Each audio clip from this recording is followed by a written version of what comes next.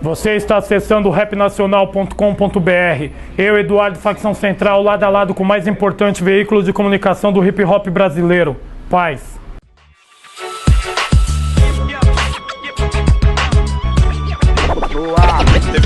Rap Nacional. Estamos aqui hoje na Onda Sul do Capão com uma entrevista inédita com o Eduardo, facção central, onde ele vai abrir o coração, falar tudo o que aconteceu nos últimos meses. Confira agora.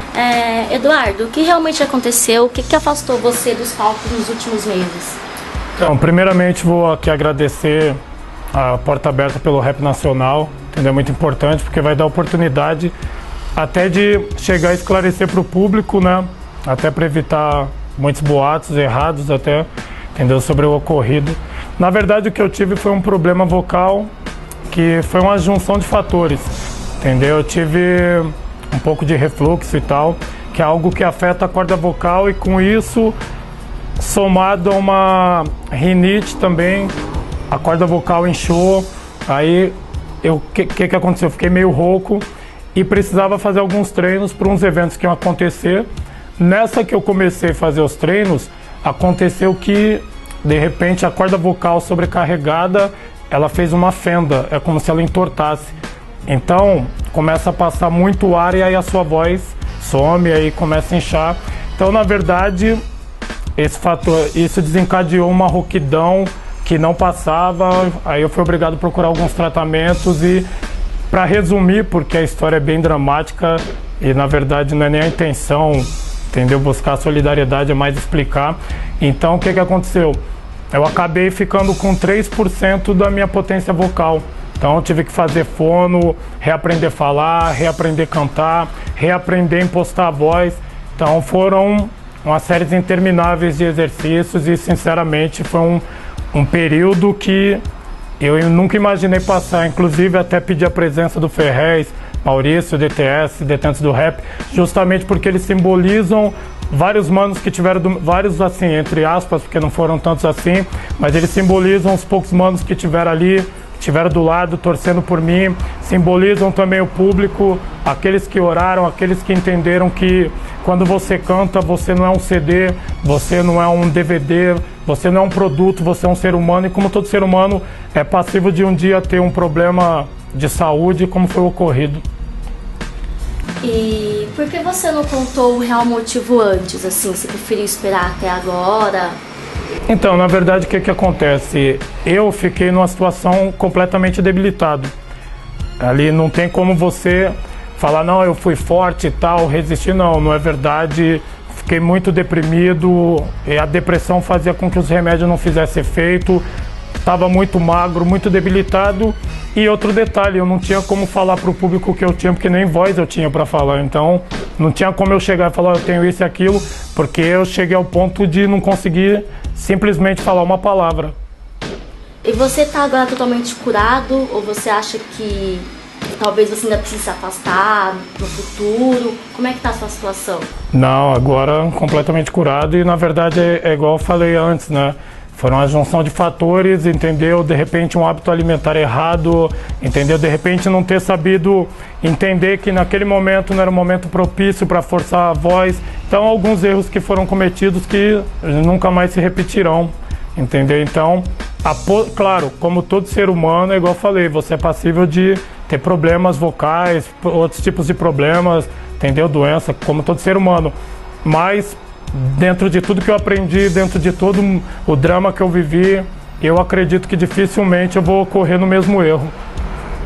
E agora que você já se recuperou, quais são os próximos projetos do Facção?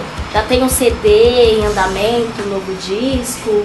Então, na verdade, o meu projeto pessoal, por enquanto, é terminar o livro, que infelizmente deu uma atrasada, porque não tem como você é o quê? Desde quando eu me conheço por gente, eu canto rap. Então, a partir do momento que o Eduardo Rapper passou a ter a possibilidade de nem mais existir na minha vida, então o que acontece? Aquilo me abalou, entendeu? Não vou chegar aqui, como eu falei antes, não vou falar não, fui forte, bati de frente, não. Fiquei muito deprimido, entendeu? Me abalou muito, fiquei muito fragilizado, debilitado. Então, você não consegue parar ali para escrever. Então, você não tem aquele espírito, você não está muito feliz, você não consegue raciocinar direito, até porque você não consegue nem vislumbrar o futuro. Você olha para o futuro e você fala, mano, tudo que eu projetei, tudo que eu sou, tudo que eu penso tem a ver com rap, entendeu? Porque antes de escrever eu sou rapper, eu não sou escritor. Eu estou escrevendo um livro no momento, mas isso não quer dizer que é a minha profissão de ofício. Não, eu sou rapper. Então, a partir do momento que eu não via mais o rapper, então eu já também não via mais o escritor, então deu uma parada. Então eu quero terminar o livro, e quando eu terminar o livro eu garanto para o público que eles vão até enjoar de ouvir falar de Eduardo, de facção, de rap. A intenção é gravar bastante música, a intenção é voltar legal mesmo, até para suprir essa carência e tal, gerada com a ausência de CDs por esse momento. Em relação ao livro, já tem nome, alguma previsão? A previsão é mais para o final desse ano, até por causa do atraso, entendeu? Acho que vai ficar mais para o final do ano. O título eu tenho, mas eu prefiro ainda não adiantar e tal. Mas é isso, eu acredito que no final do ano, por aí, eu deva ter terminado. Até porque agora entra os shows, né, que a gente tinha ficado praticamente 6 meses sem cantar, então agora é a hora que você vai começar a viajar mais, retomar a carreira ali, então também para conciliar é meio complicado, mas a tentativa é o mais rápido possível, porque eu também, sinceramente, já tô com vontade de escrever, já tô com vontade de gravar, colocar novas músicas na rua. Então, voltando em relação ao Facção, assim, desde a sua última entrevista pro Rap Nacional, já faz alguns anos já, o que mudou no grupo de lá pra cá? O que mudou é o que, na verdade, é tipo assim, os caras plantam uns boatos, você e o Dundum tem treta, o Facção tá pra acabar, entendeu? Como todo grupo, é uma convivência de vários anos, tem desentendimentos igual em qualquer setor, igual qualquer família, entendeu? Então, na verdade, os caras transformam em tempestade coisas mínimas, coisas bobas, entendeu? O que eu posso dizer que em relação ao Facção que mudou nesse tempo todo é que a ideia tá forte, Facção não tá terminando, não tá nem perto disso, ainda tem muita coisa para ser cantada, entendeu? A ideologia prossegue, entendeu? Todos têm o direito de fazer seu trampo solo, entendeu? Todos têm direito de manifestar seus pensamentos em outros trabalhos, é isso que está acontecendo, entendeu? A gente vive dentro de uma democracia, então todo mundo é livre para se manifestar, e é o que eu estou fazendo, é o que o Dundum fez, mas isso não quer dizer que o Facção vai acabar. Eu sei o que representa Facção para o público, eu sei da importância, eu sei do nosso peso e a responsabilidade que a gente tem, não só com o público, mas com essa vertente do rap nacional, entendeu? Então, falando de rap nacional, assim, agora muitos grupos, muitos raps estão se convertendo. O que você acha dessa nova tendência agora, assim? É tipo assim, por exemplo, eu entendo por convertendo, entrando nas igrejas e tal, o rap gospel. Eu acredito que você tem que ser sincero com você mesmo. Se você olhar no espelho e aquele cara do espelho, seu mano que agora quer falar sobre Deus, quer de repente seguir um outro estilo musical, você tem que botar pra fora, você tem que escrever, colocar no papel e cantar. O que não pode é você de repente tá dentro de um estilo musical, de repente seguir uma doutrina porque isso vem de CD, porque isso dá show, entendeu? Aí você tá sendo errado. Eu não critico o cara que se manifesta da maneira que ele é, da maneira que ele pensa. Então eu acho que é da hora, a gente tem que ter isso aí, transparência e verdade. Se o mano ele quer cantar um rap gospel, falar de Deus, de Jesus, porque é aquilo que ele acredita, bem-vindo. É melhor ele do que um que tá ali, ó. Ah, eu falo sobre polícia, crime, não sei nem do que eu tô falando, não me informei, não estudei, meu intuito não é nem defender a favela, não é nem fazer nenhuma revolução, é bater a carteira do público. Esse eu prefiro que esse se cale, não os que se convertem, os que tentam transparecer aquilo que acredita. E você acredita em Deus? Acredito, mas não na forma convencional. Eu não acredito que Deus é um homem com manto, um homem nórdico de cabelo loiro comprido, que fica ali, ó, você erra, ele fica ali medindo, se você errou, amanhã ele vai te penalizar. Não, acredito em Deus como uma força maior e tal, que pode existir, mas não da maneira que é vendido pela igreja, pela mídia. Eu não acredito que tem um homem lá em cima anotando o que você faz de certo, o que você faz de errado, não dessa maneira, eu não acredito dessa forma não. Falando um pouquinho da sua vida particular, como é o seu dia a dia no bairro onde você mora, a relação com os vizinhos, o assédio dos fãs é muito? Como que funciona assim? Sinceramente, meu dia a dia normalmente é mais recluso, porque quando você está ali focado num trabalho, não dá muito tempo de você... Não dá para você conciliar, por exemplo, um rolê e tal, uma saída aqui com escrever um livro. É muito complicado. Mas em relação a assédio, eu diria que em São Paulo como um todo, você tem muito acesso ao cara que canta rap, entendeu? Você encontra um mano que canta rap na 24 de maio, aqui no Capão, na loja da Onda Sul. Normalmente você encontra. Então eu diria que os rappers são personalidades normais do dia a dia. Então, claro, o cumprimento sempre tem um respeito. Agora, fora de São Paulo, como o acesso é mais restrito, aí você já tem um assédio um pouco maior, entendeu? Já tem aquele negócio, vão tirar foto, vamos. São Paulo é um pouco mais calmo mesmo, mas é devido a essa proximidade. E falando do rap nacional no momento, assim, como que você analisa o rap de pista chegando na grande mídia, essa badalação toda, como que você vê isso? Então, eu acho que esse rap entra dentro da pergunta das pessoas que se convertem. Eu acredito que esse rap merece espaço e respeito como qualquer outro tipo de rap, entendeu? Eu acho que a gente tem que saber compreender as diversidades, a pluralidade, entendeu? Nenhuma pessoa pensa exatamente igual a outra, nós três aqui temos uma ideologia muito próxima, mas cada um tem seu ponto de vista, entendeu? Então, pensamentos são dessa maneira, são individualizados. Então, a gente não pode querer ter um movimento homogêneo, ó, todo mundo tem que ser igual, todo mundo tem que vestir a mesma roupa, usar o mesmo boné. Eu acho que tem que ter a diversidade e o público tem que saber compreender que ele tem o poder de escolha. E o poder de escolha dele é o seguinte: esse mano canta algo que eu não gosto, eu não vou ouvir. Não precisa criticar, não precisa xingar, não precisa vaiar durante o show. Eu acho que a gente tem que mostrar que a gente tem uma mente mais evoluída e aberta, a gente sabe respeitar, sabe compreender, porque quando a gente entra no preconceito, quando a gente começa a usar o tipo de arma que o opressor sempre usou contra nós, a gente está fazendo o quê? Seguindo uma doutrina de um Hitler, por exemplo, entendeu? Então eu penso que é muito perigoso você começar a agir dentro do rap nacional como se o facção fosse um time, o Detentos outro, o Ciclano outro. Não é clube de futebol. A gente não pode ter torcida organizada contra a outra banda só porque o mano pensa diferente. Independente daquilo que é cantado, aquele mano que sobe no palco, ele sempre vai ser da favela, ele sempre vai ter vindo da periferia, ele sempre vai estar mais próximo de nós do que um outro estilo musical. Então o rap nacional, que prema pelo saber, pela conscientização, tem o dever de saber compreender a diversidade e saber que é isso. O bagulho tem que ser heterogêneo, cada um tem que cantar aquilo que pensa e se manifestar dessa maneira. A grande mídia, ela não prega a diversidade, ela é mais pela parte da manipulação. Recentemente saiu uma matéria dizendo que o rap virou pop. Como que você viu a reportagem, você chegou a ler?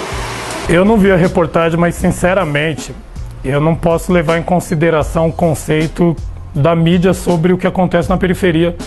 Por exemplo, o juiz julga lá do centro da cidade, ele nunca pisou aqui para conhecer um favelado que ele julga. O político legisla, tá ligado? Cria leis sobre pessoas que ele nunca teve aqui perto. Da mesma maneira, o cara da redação da revista que escreve sobre rap nacional, ele nunca pisou aqui, ele não sabe nem do que ele tá falando, entendeu? Para ele ter esse parâmetro, ele no mínimo teria que ter feito uma enquete nas periferias, ido em shows de rap, porque, por exemplo, eu que tô no rap, os manos que estão no rap, sinceramente, para nós é difícil dizer que o rap virou pop, porque o público que eu vejo é aquele mesmo público que não tem dinheiro da condução, que passa por baixo da catraca às vezes, que tá ali, toma chuva, entendeu? Os rappers são aquela mesma consciência.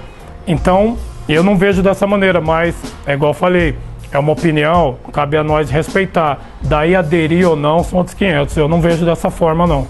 E aproveitando e falando então do povo da periferia, assim, desde o lançamento do espetáculo dos Horrores até hoje, você vê que teve alguma mudança significativa ou não?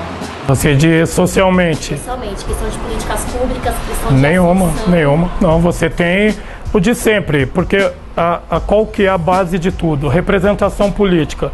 A partir do momento que você nunca teve, no mínimo, 50% da bancada política do Brasil, você nunca vai ter uma mudança efetiva. Você vai ter o quê? Uma nova nomenclatura de um novo programa governamental, mas no final é sempre a mesma coisa, entendeu? Tem o assistencialismo ali, entendeu? Mas por que você tem o assistencialismo? Porque é uma política eleitoreira. entendeu? Ah, tem mais investimento em obras sociais e tal o ano passado, claro, que é para fazer a propaganda para eleger o presidente desse ano, entendeu? Só que na prática você não vê melhoria. Por exemplo, até o Ferrez outro dia estava falando sobre classe E. Vocês vieram para cá, vocês passaram por umas 1000 favelas. Vamos ser sinceros, alguém ascendeu para classe C?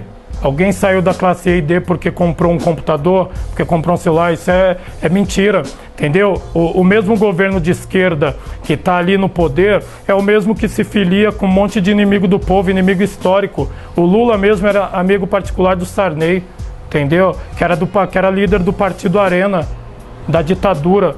Então, não tem como você esperar dessas pessoas uma melhoria, uma política efetiva, uma política pública transformadora. Enquanto a gente na periferia não se conscientizar que a mudança só vai ocorrer quando a gente tomar de assalto aquilo que é nosso por direito, que é a mídia, os cargos políticos, não vai ter nenhuma revolução, não vai ter nenhuma mudança efetiva. Porque a mudança começa com a informação. Por exemplo, hoje, é um orgulho na periferia o cara perguntar pra você, aí, mano, você gosta de política? Não, não gosto. Eu sou apolítico. O que é o apolítico? O apolítico é o cara que foi doutrinado a não gostar da política, a não entender. A política, a arte de governar, ela não é podre. Podre são os caras que estão lá, entendeu? Por exemplo, você vive com o assistencialismo do Bolsa Família. Vamos ser sinceros, a gente precisaria de Bolsa Família se, por exemplo, o presidente Lula no governo dele tivesse, de repente, parado a sangria de dinheiro público e aumentado o salário mínimo. Você não precisaria de assistencialismo. O que ele faz, esse tipo de política pública, é 1% daquilo que seria obrigação de qualquer político, ainda mais quando você se diz governo de esquerda, né? Você se candidataria a algum cargo público? Sinceramente, é algo que a gente sempre debate aqui, nós três principalmente, porque não adianta quando você... Porque, por exemplo, você escreve o rap, tem muita força na sua palavra, mas a mudança efetiva você só vai conseguir fazer quando você estiver dentro da engrenagem, entendeu? E não adianta. Tudo aqui é política. A roupa que eu visto, entendeu? O ar que a gente respira, tudo aqui é política. Tudo passa por uma decisão de um playboy que nunca pisou aqui. Então, o que acontece? A partir do momento, não diria nem se omite, a partir do momento quando você não tem noção da falta que faz a sua representação num cargo público, o que acontece? Você nunca vai conseguir ter essa mudança.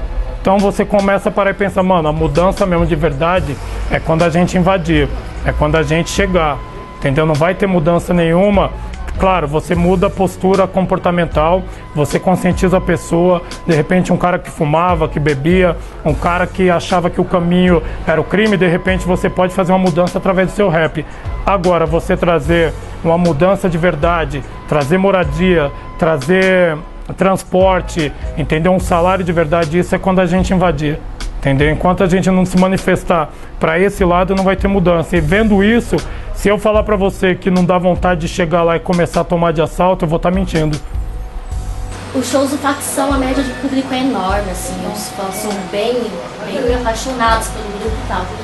Você acha que se cada mano que fosse no show absorvesse realmente o que você diz nas letras, tomasse essa autoconscientização, as coisas já não teriam melhorado? O que falta para eles tomarem essa autoconscientização? Eu acho que o público é bem consciente. O problema é que eu conheço uma pá de mano que sabe quais são as consequências do crime, sabe que se ele for pro crime ele vai acabar na cadeia. Ele tem essa consciência, só que ele tem a consciência e a barriga vazia.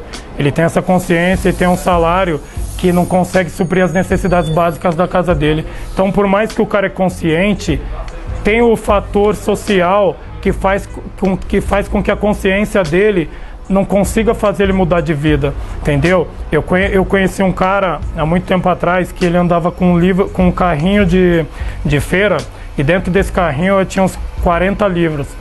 Muito inteligente, uma das pessoas mais inteligentes que eu vi na periferia. E esse mano morreu no crime, entendeu? Por quê? Ele era inteligente, ele era muito informado, só que ele de repente não tinha graduação. Ele não tinha um cargo numa empresa, ele não tinha um bom emprego, ele morava na favela. Então, por mais que ele soubesse quais seriam as consequências dos atos dele, ele era obrigado a praticar, porque era isso ou nada, era isso ou passar fome. Falando dos fãs do Facção Central, que é um público diferenciado, assim, a sua ausência nos últimos shows, assim, a média de público caiu bastante. Como que você encara esse culto à sua personalidade? Porque parece que eles vão no show não só pelo rap, mas por você, principalmente, né? Não, agradeço várias manifestações, mas eu vejo de uma forma diferente. Eu penso assim, como toda banda, você tem um tipo de show que o público está acostumado a ver, entendeu? Então, todos os componentes têm sua importância e seu peso dentro do evento. Então, o que ocorre? A partir do momento que falta uma peça dentro do show, não é o mesmo show. Não adianta. Ali, o que ocorreu, entendeu? É que tinha algumas possibilidades de chegar no show no dia e acabou não dando. Então, ali era algo preparado de última hora para suprir a ausência. Mas é óbvio, o público está acostumado com o formato. A partir do momento que você muda uma peça, independente de ser o cara que escreve, qualquer peça mudada, o público vai sentir uma falta. Então ele vai falar, não, já que tem a possibilidade de tal parceiro voltar, eu vou esperar até ele se tá reabilitado, aí a gente chega. É natural. A mesma coisa no Detentos, a mesma coisa no Realidade Cruel. Se faltar determinado componente, o show em si vai mudar. Entendeu? E não vai ser aquilo que o público está acostumado. Isso é normal. Para finalizar agora, assim, você acessa o Rap Nacional? Vejo sim. Tá sempre lá, vendo as notícias? Gosto. Acompanha os comentários? Sinceramente, uma coisa que eu não gosto muito de fazer é acompanhar comentário, até porque hoje a gente tem uma coisa acabou acontecendo uma coisa muito ruim no Rap Nacional, que muitas pessoas, muitos grupos começando, eles se aproveitam do anonimato da internet para plantar notícias, para causar polêmica e é ruim, então não é legal. Por exemplo, você tá ali meio debilitado, aí você vai ler comentário de fulano que tá falando que você não foi no show porque o cachê não foi a contento, você não foi no show porque o Facção acabou. Então, a última coisa que você precisa, até mesmo quando você está numa situação pela qual eu passei, é de boato, é de inverdade, entendeu? Então, por esse motivo eu não gosto, mas eu já vi muita coisa. Por ali também vi que vários manos torciam para minha volta, vários manos estavam orando ali, pensando positivo. Agradeço de coração. É tipo assim, como que eu posso te dizer? Eu não me sinto mal porque eu sempre fui um cara que respeitei muito o público, entendeu? Se eu fosse um cara que não tivesse respeitado o público, só de pensar na falta que faria não subir num palco, entendeu? Eu teria pensado assim, porra, eu não dava valor, mas ainda bem que eu sempre dei valor, sempre respeitei, sempre procurei atender. Já teve show que não tinha acesso ao público, eu falei, não, dá um jeito, porque, mano, não tem como você ir embora sem tirar uma foto, sem dar um abraço, sem os caras chegar pra você falar como foi o show, entendeu? Então o público é uma peça fundamental e agora mais do que nunca eu sei disso, porque durante todo esse drama, por muito tempo, eu vivi com a possibilidade de não mais cantar rap, entendeu? Eu vivi com essa possibilidade.